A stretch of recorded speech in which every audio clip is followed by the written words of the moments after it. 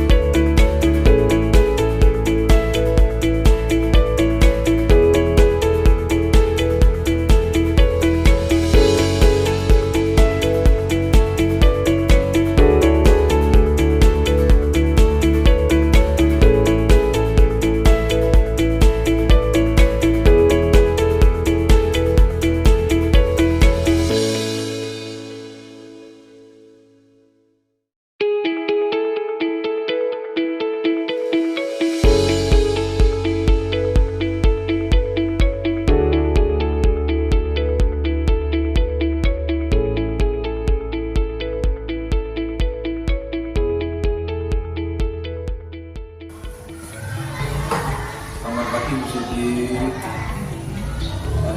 Ini seperti yang sudah kita jadwalkan kemarin, bahwasanya saya akan melakukan supervisi akademik dengan cara coaching dan berikutnya. Sebelum saya masuk ke kelas panjenengan, ini ada beberapa hal yang harus saya tanyakan sesuai dengan supervisi akademik. Itu ada 3 langkah, yaitu yang pertama pra observasi, itu sebelum saya masuk kelas, kemudian observasi itu saat saya masuk kelas, kemudian pasca observasi. Nanti setelah saya masuk kelas panjenengan, kita akan berbincang-bincang. Oke, sampun ya Bu. Yang pertama yang ingin saya ketahui, tujuan pembelajaran panjenengan itu apa? Siswa dapat membuat jaring-jaring kubus dan galon. Oh, ya, berarti materinya jaring-jaring kubus dan galon. Ya. Kemudian area pengembangan yang tidak dicapai. Pengembangan yang ingin saya capai yaitu aktivitas siswa untuk membuat jaring-jaring kubus. Karena ini kan dalam pengembangan pembelajaran, siswa belum aktif karena tidak menggunakan media yang tidak Berarti hari ini saya akan mengamati proses pembelajaran di aktivitas siswanya ya. Apakah siswanya sudah aktif apa belum. Kemudian kekuatan yang sudah panjenengan miliki dalam pengembangan tersebut. Panjenengan kan tentunya dalam keaktifan siswa kan sudah mengamati, ya, itu kan panjenengan pasti punya kekuatan atau pengetahuan awal. Pengetahuan awal saya, siswa itu mau membuat jaring-jaring kubus, tapi hasilnya belum maksimal sesuai yang saya inginkan. Jadi bentuknya tidak proporsional. Nah, ini aktivitas kubus, tapi hasilnya kurang maksimal. Jadi sebenarnya itu siswa sudah berusaha membuat, tapi hasilnya belum maksimal. Menurut panjenengan Bu Siti, dari skala 1 sampai 10, sekarang itu posisi panjenengan ada di nilai berapa? Posisi pembelajaran saya ada di posisi nomor 7. kemudian setelah nanti kita lakukan supervisi akademik ini ditingkatkan menjadi berapa? Inginnya cari tingkatkan sampai ke posisi 9. Sekali dari 7 9 ada peningkatan jumlah angka gitu. Tentunya dalam sebuah rencana kita harus mengidentifikasi hambatan-hambatan. Nah, itu nanti kira-kira hambatan-hambatan jenengan untuk mencapai tujuan pengembangan tersebut itu apa? Hambatannya mungkin ada beberapa anak yang tidak konsentrasi pada pelajaran atau tidak bersemangat, itu satu. Yang kedua, nanti saya akan menggunakan media matematika realistik berupa jaring-jaring lurus yang sudah ada medianya dengan warna-warna yang menarik. Mungkin itu nanti akan sangat menarik bagi siswa, mungkin nanti bisa membuat siswa lebih ramai atau apa, jadi saya harus mengendalikan pembelajaran. Jadi hambatannya yang pertama nanti ke aktifan siswanya ada beberapa yang terlalu sendiri, terlalu aktif. Kalau menurut saya memang sudah lumrah, kalau diskusi kan pasti identik dengan rame. Kalau diam-diaman nanti diskusinya nggak berjalan. Kalau diskusi kan pasti ngobrol. Yang penting kan siswa itu ketika ngobrol, yang diobrolkan kan tentang materi, bukan tentang permainan atau apa game atau lain sebagainya. Yang penting kan siswanya ketika ngobrol yang diobrolkan adalah materi. Takutnya saya bukan hanya obrolannya itu, tapi ketertarikan mereka dengan media yang nanti akan saya gunakan itu membuat mereka itu jadi semakin aktif dan royokan loh. Gitu sekali. Solusi panjenengan positif agar nanti tadi tidak progression gitu. Solusi jenengan kira-kira gimana? Ya, rencana saya karena medianya itu ada beberapa model. Jadi akan saya bagi kelompok-kelompok. Nah, setelah itu setiap kelompok itu saya beri satu media dengan satu model. Setelah itu saya beri beberapa waktu, saya beri durasi bisa 10 menit. Nah, setelah selesai 10 menit saya ganti kelompok lain gitu. Jadi mereka nggak royokan, tapi ada waktu tersendiri dari mereka. Nanti situasinya seperti itu, iya betul gitu. Berarti medianya diganti dari media 1 nanti di kelompok 1 kemudian pindah ke kelompok 2. Iya betul. Jadi setiap kelompok pasti bagian. Iya betul. Tinggal bagaimana memanfaatkan sesuai dengan waktu yang ada. Kemudian ini pertanyaan yang terakhir sebelum saya masuk kelas panjenengan. Strategi panjenengan dalam mengajar nanti bagaimana? Strateginya saya akan membuat menggunakan based learning. Jadi berbasis masalah, siswa bicara masalah, misalnya juga bagaimana merangkai media itu jaring-jaring itu menjadi satu buah informasi. Ya saya kira untuk pra observasinya sudah cukup dan saya mohon izin untuk masuk ke kelas panjenengan untuk pembelajaran panjenengan, semoga pembelajaran yang lancar dan panjenengan juga semakin semangat lagi. Terima kasih.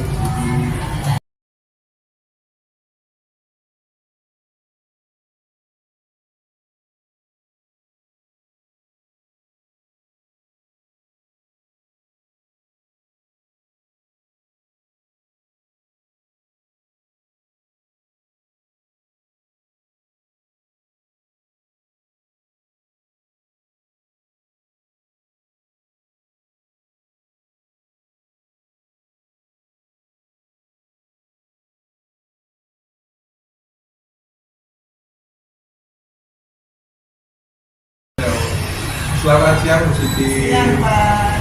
Tadi saya sudah masuk ke kelas panjenengan dan secara umum dan secara garis besar itu terlihat siswanya sangat aktif sekali dan apa itu menurut saya benar-benar sesuai dengan pembelajaran yang berpihak pada murid. Iya betul. Iya. Seperti yang saya inginkan. Oke. Kemudian ini saya akan melakukan pasca observasi yang ingin saya tanyakan. Yang pertama, setelah melaksanakan kegiatan belajar mengajar tadi, perasaan panjenengan itu gimana? Perasaan saya senang karena mereka sangat antusias gitu. Mereka sangat antusias, selain tertarik dengan media yang saya berikan tadi, yang kedua mereka juga bersungguh-sungguh untuk merangkai itu menjadi sebuah kubus gitu. Jadi tujuan pembelajaran yang saya inginkan yaitu agar mereka dapat membuat jaring-jaring kubus itu tercapai. Dari pembelajarannya kemudian yang kedua, setelah praktek tadi, praktek mengajar dengan yang sudah baik menurut jenengan itu apa? Yang sudah baik, media. Menurut saya kalau menggunakan media realistik, jadi media yang konkret dan siswa bisa langsung menggunakannya, membentuknya, mempraktekannya itu lebih menarik bagi mereka. Kalau mereka menarik dan hasilnya itu juga lebih bagus, Pak. Dan siswa sangat antusias, itu yang saya suka. Jadi siswa dengan benda konkret bisa mencoba. Karena matematika itu nggak bisa cuma di awalnya dibentuk begini, itu nggak bisa. Jadi harus pakai media konkret. Sesuai dengan strategi atau model PJBA tadi ya. Ada masalah, kemudian siswa mencoba, setelah mencoba siswa bisa mencapai.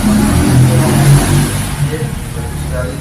Ini tadi kan sudah kita merefleksikan yang sudah baik.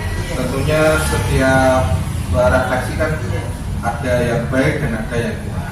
Menurut jenengan yang kurang itu tadi apa? Yang kurang itu begini Pak, karena tadi di-rolling ya dari kelompok satu ke kelompok lain, itu bagian dari jaring-jaring itu ada yang hilang. Jadi bingung boleh seperti itu loh. Jadi ada yang kurang teliti atau disembunyikan temannya sehingga satunya tidak bisa membentuk dengan baik. Baru beberapa saat setelah dicari itu baru bisa. Oke, berarti yang kurang pas tadi tentang medianya itu karena siswa kurang teliti saat rolling ternyata ada giliran kelompok lain tidak lengkap. Iya, dan itu membuat bagaimana ya agak kacau sebentar, agak ini mau seperti itu. Mungkin ada yang iseng seperti itu tadi waktu hambatan yang saya sampaikan di awal tadi, takutnya seperti itu. Kemudian ini pertanyaan selanjutnya, ke depannya yang ingin panjenengan kembangkan lagi itu apa? Yang bisa kembangkan lagi dalam setiap pembelajaran menggunakan media konkret dan karena matematika kelas besar itu semuanya berbasis masalah dan siswa harus menyelesaikan sendiri, guru hanya memfasilitasi saja dan memberi media yang agar mereka bisa memecahkan sendiri. Tidak harus media yang dibuat sendiri oleh guru, mereka juga bisa membuat media sendiri atau mereka bisa menggunakan benda-benda yang ada di sekitar mereka. Jadi mereka betul-betul mengalaminya, Pak. Intinya berarti yang ingin kembangkan lagi berusaha semaksimal mungkin ketika kita melakukan KPM kita harus membuat media. Meskipun tidak membuat, Pak. Misalnya tadi ada materi tentang luas gitu ya, saya tidak perlu membuat apa, tapi cukup menghitung luas mungkin betul luas semuanya seperti itu. Jadi bukan membuat tapi memakai. Pokoknya nggak membayangkan gitu loh Pak. Dan yang saya simpulkan tadi dari panjenengan, dan media itu tidak semuanya disiapkan oleh guru, tapi siswa juga bisa membawa medianya sendiri. Itu malah menurut saya lebih bagus, karena siswa kan sudah dilibatkan langsung dalam proses awalnya, bukan hanya saat belajar, tapi proses awalnya juga sudah terlibat dengan media. Kemudian ini pertanyaan selanjutnya, apakah supervisi akademik ini sudah berhasil dilakukan menurut jenengan? Sudah berhasil apa belum? Kalau sudah nanti apa? Kalau belum? Ya, menurut saya sudah, karena sebelumnya saya sudah melakukan pembelajaran materi dari dulu, sudah mulai yang sudah mendapatkan siswa itu kurang memuaskan. Ya, tadi setelah pembelajaran saya lakukan proses, nilai mereka sudah meningkat cukup baik seperti apa yang saya inginkan. Jadi intinya pada strategi pembelajarannya, yang kedua pada media pembelajaran. Saya kira seperti itu. Benar-benar dari yang pertama KPM-nya sudah berhasil dilihat dari nilai, otomatis apa yang kita lakukan hari ini supervisi akademiknya juga karena tolak ukurnya itu kan sesuatu nilainya maka tapi prosesnya juga sudah bagus. Prosesnya juga sudah meningkat. Kemudian ini izinkan Bu Siti saya menyampaikan beberapa catatan.